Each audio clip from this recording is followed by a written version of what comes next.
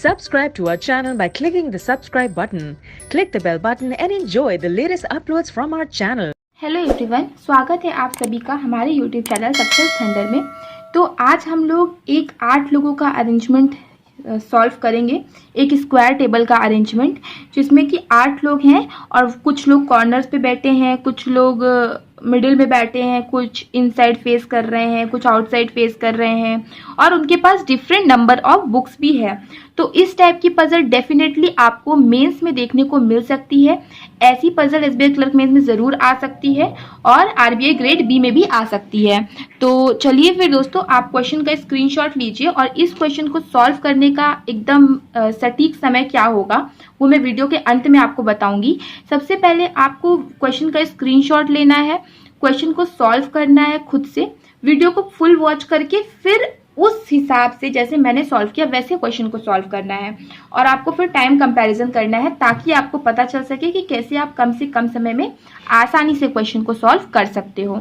अच्छा, तो और सबसे मोस्ट इम्पॉर्टेंट बात कि आप लोग वीडियो को जितना हो सके ज़्यादा से ज़्यादा शेयर करिए और वीडियो अगर पसंद आए तो वीडियो को लाइक करिए और चैनल पे पहली बार आए हैं तो चैनल को सब्सक्राइब ज़रूर करिए। तो सबसे पहले आप क्वेश्चन का स्क्रीनशॉट लीजिए। ये हिंदी का है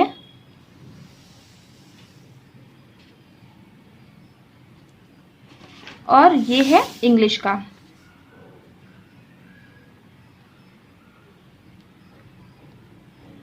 ठीक है, स्क्रीनशॉट आपने ले लिया। चलिए अब क्वेश्चन को हम लोग सॉल्व करना शुरू करते हैं। तो देखिए क्वेश्चन में क्या लिखा है। 8 persons are sitting around a square table. 8 लोग हैं जो कि एक स्क्वायर टेबल पे बैठे हैं। All of them have different number of books. सभी के पास अलग अलग नंबर की किताबें हैं। Person who sit at corner have even number of books. अच्छा, जो भी कॉर्नर पे बैठा है उसके पास इवन नंबर ऑफ बुक्स है, यहाँ पे हम नोट कर लेते हैं।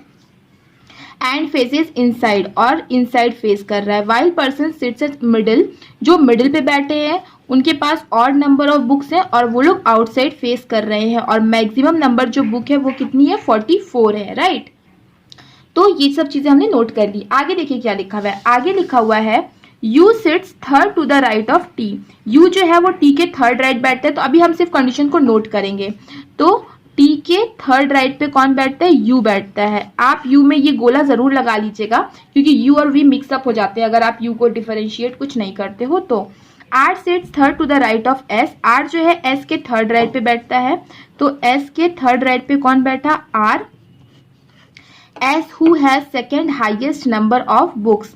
तो एस जिसके पास second highest number of books हैं, ठीक है। तो एस के पास सेकेंड हाइएस्ट, ये जो हु है ना ये किसके लिए आता है, नियरेस्ट सब्जेक्ट के लिए आता है। तो ये जो हु आया वो किसके लिए आया है, एस के लिए आया है। तो S who has second highest number of books. तो एस के पास दूसरी सबसे ज्यादा किताबें हैं। तो ऐसे करके हम लोग लिख सकते हैं 1 2 3 4 5 6 7 8। तो एस के पास दूसरी सबसे ज्यादा नंबर ऑफ किताबें हैं, ठीक है। तो यहाँ पे हमने लिख लिया है। आगे क्या लिखा हुआ है, R is not an immediate neighbour of U. तो आर जो है वो यू का इमीजिएट नेबर नहीं है। तो इस चीज को मैं ऐसे लिख देती हूँ कंडीशन बना करके, आर जो है वो यू का इमीजिएट नेबर नहीं है। V sit second to the right of the one who sits third to the left of W. अच्छा, डब्ल्यू के थर्ड लेफ्ट पे जो भी आएगा इसके सेकेंड राइट पे कौन आएगा, वी आएगा, ठीक है। ऐसे आपको लिखना है। क्या लिखा हुआ है, V sit second to the right of the one. V उसके सेकेंड राइट पे बैठा है। Who sits third to the left of W, जो कि डब्ल्यू के थर्ड लेफ्ट पर बैठा है। तो हमने इस चीज को ऐसे करके नोट कर लिया है। आप अपने किसी और तरीके से भी लिख सकते हो, बस आपको समझ में आना चाहिए कि आपने लिखा क्या है।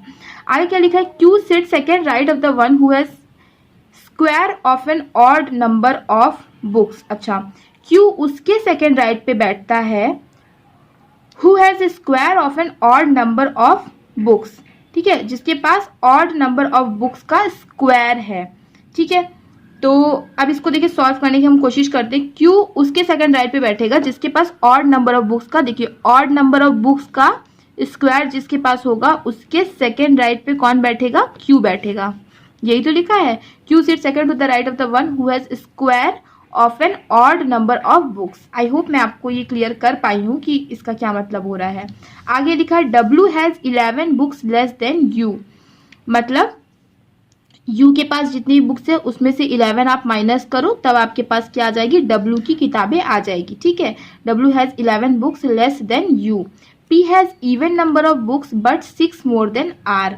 अच्छा, आर में अगर आप 6 जोड़ो तो वो पी की किताबें आ जाएंगी, और पी के पास जो किताबें हैं वो इवन है, तो ये भी हमने क्या किया, नोट कर लिया है। P has even number of book but 6 more than R, और पी के पास क्या थी, इवन नंबर की किताबें थी। आगे लिखा है Q has 5 books.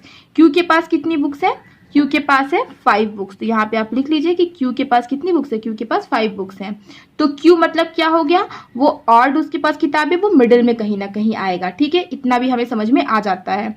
We has 5 books more than S, मतलब एस में अगर आप 5 जोड़ दो तो वी की किताबें आ जाएंगी। ठीक है, एस के पास जितनी किताबें हैं उसमें आप 5 जोड़ दो तो वी के पास जितनी किताबें हैं वो आ जाएंगी, मतलब वी का जो है वो फर्स्ट हाईएस्ट, उसके पास सबसे ज्यादा किताबें हैं। राइट। अच्छा, आगे देखते हैं। P has just half number of books than we.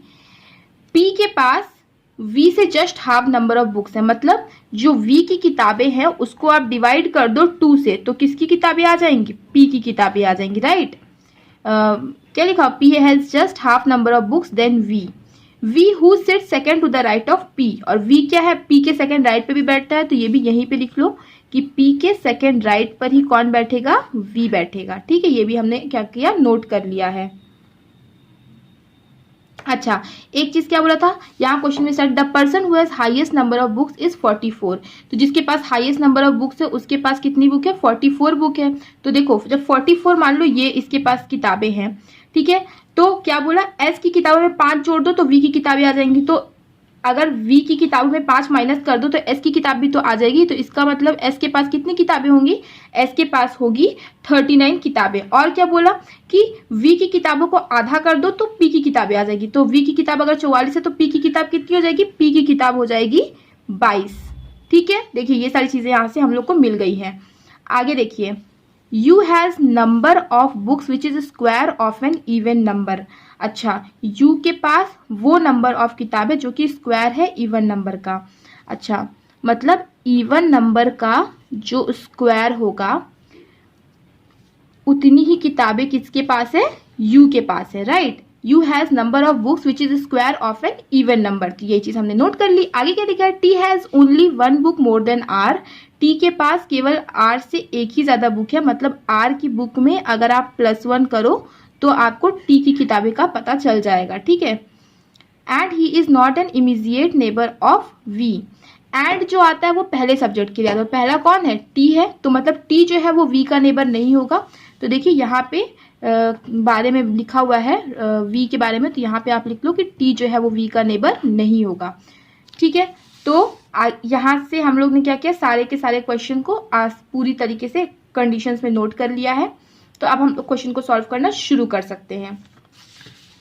तो देखिए, अब हम लोगों को क्या करना है, चीज़ों को सॉल्व करना है, तो सब कम से कम 3-4 पॉसिबिलिटी बना लेते हैं। हो सकता है ज़रूरत ना पड़े, लेकिन डायग्राम ड्रॉ कर लेते हैं। अच्छा, कॉर्नर वाले क्या थे, इनसाइड फेस कर रहे थे, और मिडिल वाले क्या थे, वो आउटसाइड फेस कर रहे थे। ये हमने क्वेश्चन की स्टार्टिंग में ही देख लिया था। चलिए अभी इतना बनाते हैं, आगे अभी देखते हैं। तो देखिए क्या क्वेश्चन में क्या लिखा हुआ है, वहां से हम लोग सॉल्व करना स्टार्ट करेंगे जिसके बारे में हमें एकदम डेफिनेटली पता होगा। तो देखिए, एक चीज आपको पता हुआ है कि इवन नंबर जो भी है उसका स्क्वायर होगा यू का। ठीक है, तो देखिए इवन नंबर मान लो 2 है तो उसका स्क्वायर क्या है 4। मान लो 4 है उसका स्क्वायर क्या है 16। अच्छा, मान लो 6 है तो उसका स्क्वायर क्या है 36। अब मान लो उसके बाद क्या आता है 8 आता है, तो 8 का स्क्वायर क्या हो जाता है 64, जो कि हो नहीं सकता क्योंकि मैक्सिमम इतनी ही किताबें, मतलब u का जो वैल्यू हो सकता है वो इन सब में से ही कोई ना कोई हो सकता है। इससे आपको एक और चीज भी पता चलती है कि u जो है वो कहीं ना कहीं कहाँ पे आएगा, वो आएगा कॉर्नर पे, क्योंकि उसकी जो किताबें हैं वो क्या है, इवन है। अच्छा, तो चलिए फिर देखते हैं, इसको सॉल्व करने की कोशिश करते हैं। और क्या बोला था कि S के थर्ड राइट पे कौन आएगा, R आएगा। अच्छा, S क्या है, S आप लोग देख ही रहे हो कि S जो है वो क्या है, उसका कहीं ना कहीं ऑड नंबर है, ठीक है। एस क्या है? ऑड नंबर है। तो ऑड नंबर कहाँ पे आना है? मिडिल में आना है। तो देखिए एस 39 ये कहाँ पे आ गया? मिडिल में आ गया। और इसके थर्ड राइट में आर को आना है, तो मतलब 1 2 3 आर कहाँ पे आ जाएगा? यहाँ पे आ जाएगा, क्योंकि ये आउटसाइड फेसिंग रहेगा तो आर कहीं ना कहीं यहाँ पे आएगा। तो एस के थर्ड राइट में आर आ गया। ये वाला जो हमारी पॉसिबिलिटी है वो हमारी सॉल्व हो गई। आगे क्या लिखा था? टी के थर्ड राइट में कौन आएगा? यू आएगा। और यू जो होगा वो आर का नेबर नहीं होगा। तो यू जब आर का नेबर नहीं होगा तो यू चाहे यहाँ आ सकता है, चाहे यहाँ आ सकता है, चाहे यहाँ आ सकता है, चाहे यहाँ आ सकता है। 4 जगह बची है, ठीक है, यू के लिए। अच्छा, और एक बात बोला गया कि यू जो है वो या तो 16 या तो 4 या तो 36 होगा। तो मतलब यू क्या होगा? कहीं ना कहीं इवन नंबर ही उसका होगा। उसका जो नंबर होगा, इसके पास जितनी किताबें हैं वो कहीं ना कहीं इवन नंबर है, तो मतलब वो यहाँ नहीं आएंगी। तो यू कहाँ पे आएगा? 1 2 3, उसके लिए 3 जगह केवल बची है, ठीक है। अब हमें क्वेश्चन में खोजना है कि क्या चीजें देखिए हमारे पास फिक्स हैं। तो देखिए एक चीज देखिए, आपको क्या है? P की वैल्यू पता है, आपको V की वैल्यू पता है, ठीक है। और क्या बोला गया क्वेश्चन में कि P के सेकेंड राइट पे आएगा V, और इन दोनों की वैल्यू क्या है? इन दोनों की वैल्यू है इवन नंबर, ठीक है। इवन नंबर वैल्यू मतलब ये लोग कहीं ना कहीं कॉर्नर पे आएंगे। तो इसकी 2 ही पॉसिबिलिटी बन सकती है इस केस में। देखिए P के सेकेंड राइट पे V एक यहाँ पे आ सकता है, और P के सेकेंड राइट पे V यहाँ पे आ सकता है। लेकिन अगर आप P को यहाँ रखो, सेकेंड राइट पे V यहाँ आएगा नहीं, और P के लिए यहाँ पे भी जगह नहीं है। तो केवल इतनी ही पॉसिबिलिटी बन सकती है। तो हम लोग पॉसिबिलिटी बना लेते हैं कि P के सेकेंड राइट पे एक बार V को यहाँ पे ला देते हैं। अच्छा, P की वैल्यू कितनी थी? 22, V की 44। P की थी 22, V की थी 44, राइट। तो देखिए P के सेकेंड राइट पे कौन आ गया? V आ गया, ठीक है। अच्छा, और क्या बोला कि V के इमीजिएट में कभी भी कौन नहीं आएगा? T नहीं आएगा। तो V के इमीजिएट में T नहीं आएगा, ठीक है। और एक चीज हमें क्या पता था कि U का जो होगा वो कहीं ना कहीं क्या होगा? इवन नंबर होगा, राइट। तो U इवन नंबर होगा मतलब वो कहाँ पे आएगा? कॉर्नर पे आएगा। तो 1 2 3 कॉर्नर तो ऑक्यूपाइड हो गए, तो यहीं पर केवल एक बचा। इस केस में देखिए 3 कॉर्नर ऑक्यूपाइड हो गए, U के लिए केवल यही बची जगह। अच्छा, जब U यहाँ पे आया तो T के थर्ड राइट में अगर U आएगा तो T यहीं बैठेगा, तभी तो 1 2 3 U आएगा। तो T के लिए इस केस में केवल यही जगह है। इस केस में देखिए जब U यहाँ पे है तो T यहाँ बैठेगा, तभी तो 1 2 3 राइट में U आ पाएगा। लेकिन एक चीज बोला था T और V कभी नेबर नहीं होंगे, तो इसमें तो T और V नेबर हो गए ना। तो ये कंडीशन आपकी क्या हो गई? गलत हो गई। केवल यही कंडीशन आपकी सही बन रही, और ये वाली पॉसिबिलिटी भी आपकी सॉल्व हो गई है। अच्छा, और क्या बोला था? R और U नेबर नहीं होंगे, तो R और U नेबर नहीं हुए, ये कंडीशन आपकी सॉल्व हो गई। T के थर्ड राइट पे U भी आ गया, ये भी कंडीशन सॉल्व हो गई। और क्या बोला था? W के थर्ड लेफ्ट पे जो आएगा उसके सेकेंड राइट पे V आएगा। अच्छा, जैसे मान लो W यहाँ है तो इसका थर्ड लेफ्ट 1 2 3 थर्ड लेफ्ट ये आएगा, और इसके सेकेंड राइट पे V आ गया, ठीक है। और मान लो W को यहाँ पे आप रखते हो, ठीक है। तो W का थर्ड लेफ्ट कौन सा होगा? 1 2 3 होगा W का थर्ड लेफ्ट, और उसका सेकेंड राइट क्या होगा? इस बंदे का सेकेंड राइट क्या होगा? यहाँ होगा। तो पर V यहाँ पे नहीं है, तो इसका मतलब W यहीं पे आएगा। W का थर्ड लेफ्ट क्या हो गया? 1 2 3 हो गया थर्ड लेफ्ट, और इसके सेकेंड राइट पे आ गया V। लेकिन अगर W हम यहाँ बैठा दे तो इसका थर्ड लेफ्ट कहाँ पे आता? 1 2 3 थर्ड लेफ्ट यहाँ आता, इसके सेकेंड राइट पे V नहीं आता। तो आई होप मैंने आपको ये चीज क्लियर कर दी हो। काफी ट्रिकी स्टेटमेंट था ये, तो आई होप आपको क्लियर हो चुका होगा ये स्टेटमेंट। उसके बाद देखिए कौन बचा है? केवल एक ही सदस्य बचा है, मेरे ख्याल से वो Q है, राइट। हाँ Q है, तो Q कहाँ पे आ जाएगा? Q यहाँ पे आ जाएगा। तो देखिए सभी लोगों का अरेंजमेंट हो गया है। अब देखिए क्या बोला, S की वैल्यू हमें पता है 39, V की वैल्यू हमें पता है 44, P की वैल्यू हमें पता है 22। अच्छा, V की वैल्यू अगर आप डिवाइड बाई 2 कर दोगे तब फिर P की वैल्यू आ जाएगी, तो ये चीज हमने निकाल लिया था। और क्या बोला? S की वैल्यू में अगर आप 5 जोड़ दोगे तो V की वैल्यू आ जाएगी, तो S की वैल्यू हमें पता चल चुकी, ये भी हो गया है। अच्छा, R की वैल्यू में 6 जोड़ दोगे तो P की वैल्यू आ जाएगी, तो P की वैल्यू हमें पता है 22 है। तो अगर P की वैल्यू में से 6 माइनस कर दोगे तो R की वैल्यू भी तो आ जाएगी। तो P की वैल्यू में से अगर 6 आप माइनस करोगे तो कितना आएगा? 16 आ जाएगा, राइट। ये भी आपका सॉल्व हो गया। और क्या बोला? U की वैल्यू में से अगर आप 11 माइनस करते हो तो क्या आएगा? W की वैल्यू आ जाएगी। देखो U की वैल्यू हमारे पास 3 आ रही थी पॉसिबल, ठीक है। लेकिन देखो अगर आप मान लो कि U की वैल्यू अगर आप 4 रखते हो तो इसमें से 11 माइनस कर नहीं पाओगे, तो केवल यही 2 पॉसिबिलिटी बनी कि U की वैल्यू में से आप माइनस कर सको। तो अगर आप इसमें से 11 माइनस कर रहे हो तो कितना आ रहा है? 5 आ रहा है। इसमें से 11 माइनस कर रहे हो तो कितना आ रहा है? 25 आ रहा है। तो 2 है, 2 पॉसिबिलिटी अभी भी है। और क्या बोला, आर की वैल्यू में +1 करो तो टी की वैल्यू आएगी। आर की वैल्यू अगर 16 है तो इसमें 1 जोड़ो तो 17, टी की वैल्यू 17 आ गई। ये कंडीशन भी आपकी क्या हो गई, सॉल्व हो गई। और क्या बोला, ऑड नंबर का कुछ ना कुछ स्क्वायर होगा, ऑड नंबर के स्क्वायर के सेकेंड राइट पे आएगा क्यू, ठीक है। अच्छा, और क्या बोला, क्यू की वैल्यू 5 थी तो क्यू की वैल्यू हम क्या कर लेते हैं, 5 लिख देते हैं। इससे एक और चीज क्लियर हो गई, मान लो अगर आप इसमें से 11 माइनस करते हो, ठीक है, तो क्या आएगा, 5 आ जाएगा। तो 5 की वैल्यू तो पर क्यू है, तो मतलब ये नहीं हो पाएगा। तो यू की वैल्यू क्या होगी, यू की वैल्यू होगी 36, इसमें से 11 माइनस करो तो क्या आएगा, 25 आएगा। तो डब्ल्यू की वैल्यू क्या आ जाएगी, 25 आ जाएगी। ये क्या है, ऑड नंबर का जो स्क्वायर होगा उसके सेकेंड राइट पे आएगा क्यू। तो देखो ऑड नंबर का स्क्वायर क्या है, 5 का स्क्वायर ही हो गया 25, तो इसके सेकंड राइट पे क्यू आ गया। ये वाली कंडीशन भी आपकी सॉल्व हो गई, सारी कंडीशन सॉल्व हो गई और ये पजल केवल 2 पॉसिबिलिटी में हमने सॉल्व कर लिया। तो आई होप आपको ये क्वेश्चन अच्छा लगा होगा। और इस क्वेश्चन को सॉल्व करने का मैक्सिमम टाइम है 5 मिनट्स, और इस टाइप के क्वेश्चन को जरूर सॉल्व करिए, काफी अच्छा ट्रिकी क्वेश्चन था। तो वीडियो अगर पसंद आया तो वीडियो को ज्यादा से ज्यादा शेयर करिए। Thank you so much for watching, मिलते हैं अपने नेक्स्ट वीडियो में।